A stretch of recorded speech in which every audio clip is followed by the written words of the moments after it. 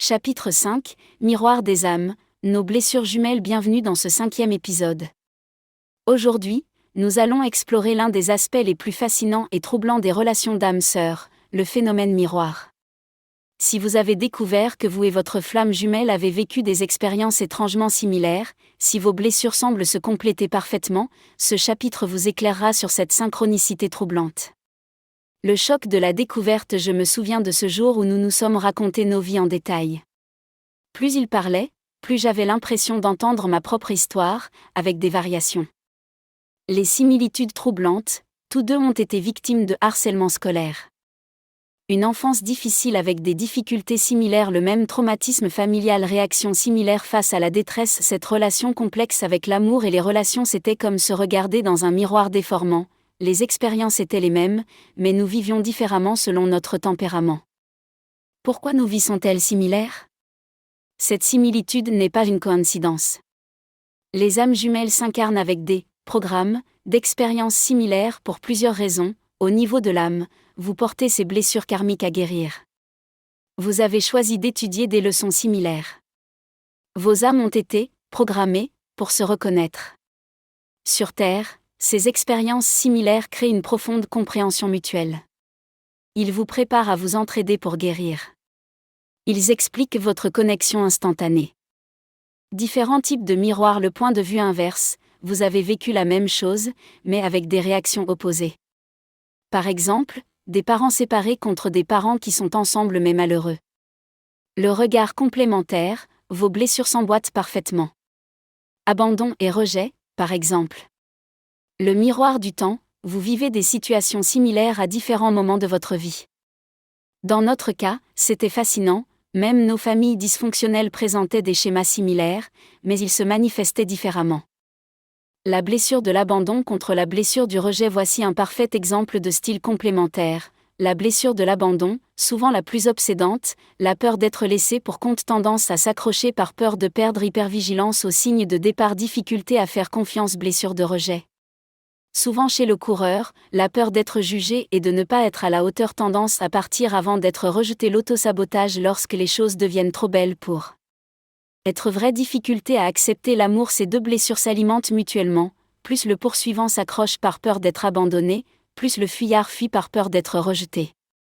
Plus le fuyard fuit, plus la blessure d'abandon du poursuivant se réactive. Comment nos familles nous ont préparés. Il est troublant de réaliser à quel point notre environnement familial nous a façonnés pour cette rencontre. Dans mon cas, parents divorcés, peur de l'échec amoureux, désir de réussir là où ils ont échoué. Dans son cas, des parents ensemble mais en conflit constant, peur de l'engagement, désir de fuir plutôt que de répéter leurs disputes. Dynamique parfaite, coureur poursuivant. Modèles héréditaires inconscients. Nous reproduisons souvent inconsciemment ce que nous avons vu. Modèles familiaux typiques, le parent qui fuit contre le parent qui s'accroche, dispute interminable contre silence toxique, amour conditionnel vs amour étouffant, critique constante versus surprotection. Pourquoi nous reconnaissons-nous si facilement ? Cette reconnaissance immédiate que beaucoup éprouvent avec leur âme sœur s'explique par ces réflexions. Reconnaissance des blessures, votre âme reconnaît une personne ayant vécu des expériences similaires. Reconnaissance des schémas, vous reconnaissez instinctivement les schémas familiaux de l'autre personne. Reconnaissance des masques, vous voyez clair dans leur jeu car vous portez le même masque. Dans notre cas, nous nous comprenions sur des choses que personne d'autre dans notre pays ne comprenait. Le piège du miroir. Mais attention, cette apparence pourrait se révéler un piège. Les dangers, projeter ses propres blessures sur les autres, excuser les comportements toxiques par la compréhension, perte des limites due à une empathie excessive, confusion entre compréhension et acceptation. Phrase piège. Je comprends pourquoi il fait ça, il a vécu la même chose que moi. Nous avons les mêmes blessures, il est donc normal qu'il réagisse ainsi. Utiliser un miroir pour guérir. Le but de ces miroirs n'est pas de s'excuser mutuellement, mais de se guérir ensemble.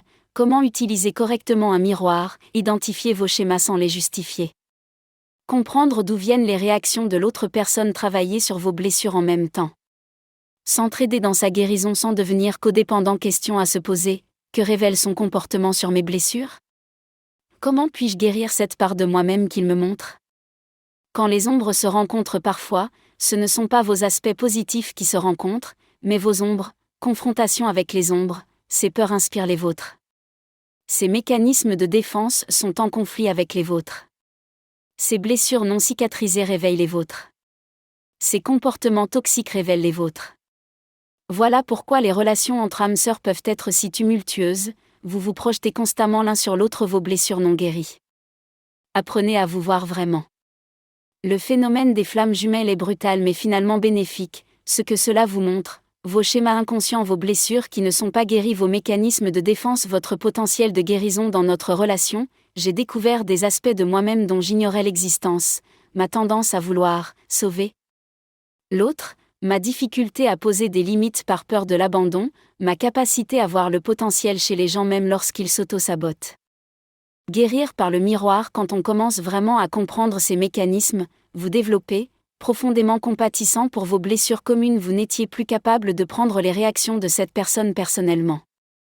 Outil pour identifier vos déclencheurs, une meilleure compréhension de soi-même, vous vous arrêtez pour « je veux changer l'autre », assumer la responsabilité des blessures d'une personne, on se perd dans ses habitudes. Rétablir la dynamique familiale dysfonctionnelle. Évolution de l'apparence avec le temps et le travail personnel, l'apparence se développe. D'abord, il vous montre vos blessures. Ensuite, il vous montre vos schémas de pensée. Puis, il vous montre votre potentiel. Enfin, il vous montre votre lumière. Le but n'est pas de briser le miroir, mais d'apprendre à aimer ce qu'il vous montre. Conseil pratique: utilisez le miroir de manière saine, consignez les schémas observés. Travaillez en même temps sur vos blessures. Ne confondez pas compréhension et excuse. Demandez l'aide d'un professionnel si nécessaire. Maintenez vos limites malgré la compréhension. Phrase clé: je comprends tes blessures car j'en ai moi-même. Cela ne justifie ni ton comportement ni le mien. Nous pouvons guérir sans nous détruire. Conclusion: ces miroirs de l'âme ne sont pas là pour vous torturer, mais pour vous révéler. Ils vous montrent précisément ce que vous devez guérir pour devenir la meilleure version de vous-même. Dans le prochain épisode, nous explorerons ces moments magiques où tout semble parfait, la lune de miel des âmes sœurs. N'oubliez pas, vous n'êtes pas responsable de soigner ces blessures, mais vous êtes responsable de soigner les vôtres. À bientôt, et soyez bienveillants envers vos reflets.